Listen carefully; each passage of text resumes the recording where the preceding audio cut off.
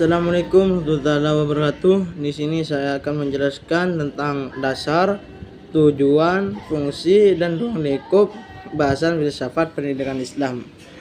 Yang pertama, dasar filsafat pendidikan Islam. Atau disebut dengan FPI. Memiliki dasar yang kokoh, yaitu Al-Quran dan hadis. Sumber utama ajaran Islam yang menjadi pedoman dalam merumuskan konsep dan prinsip pendidikan Islam. Dan yang kedua itu pemikiran Islam.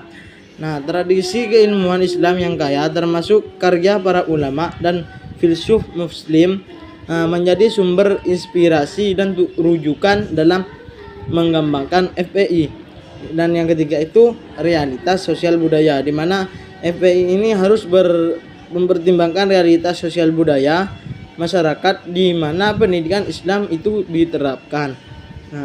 Dan tujuan dari filsafat pendidikan Islam ini memiliki beberapa tujuan utama, yaitu menetapkan tujuan pendidikan Islam, di mana merumuskan tujuan pendidikan Islam itu yang berlandaskan nilai-nilai Islam dan yang sesuai dengan kebutuhan manusia.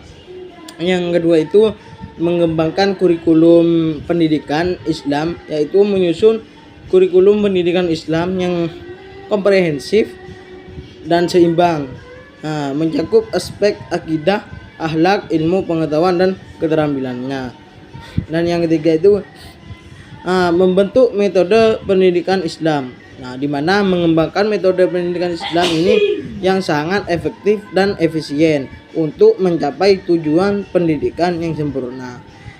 Fungsi filsafat pendidikan Islam ini memiliki beberapa fungsi. Yang pertama itu fungsi normatif, di mana memberikan landasan normatif itu bagi pendidikan Islam dengan merumuskan nilai-nilai yang ada dan prinsip-prinsip yang harus ditegaskan. Dan yang kedua itu fungsi teoritis, di mana mengembangkan teori-teori pendidikan Islam yang dapat digunakan untuk memahami dan menjelaskan berbagai fenomena pendidikan.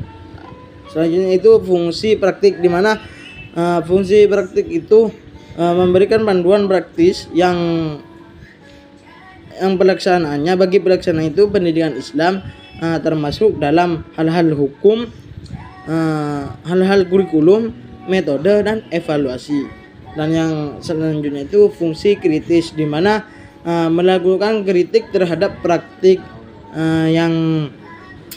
pendidikan Islam yang tidak sesuai dengan nilai-nilai dan prinsip-prinsip Islam.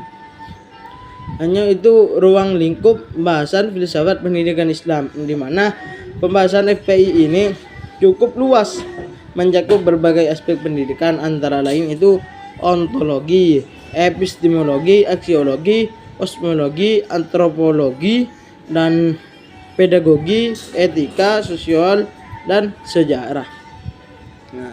Itu ruang lingkup bahasan filsafat pendidikan Islam. Dapat disimpulkan bahwasanya filsafat pendidikan Islam itu merupakan disiplin ilmu yang penting untuk pengembangan pendidikan Islam yang sangat berkualitas, dengan memahami dasar, tujuan, fungsi, dan ruang lingkup bahasanya, kita dapat lebih memahami hakikat dan peran pendidikan Islam dalam kehidupan manusia. Itu saja yang saya dapat sampaikan, kurang lebihnya mohon maaf. Wassalamualaikum warahmatullahi wabarakatuh.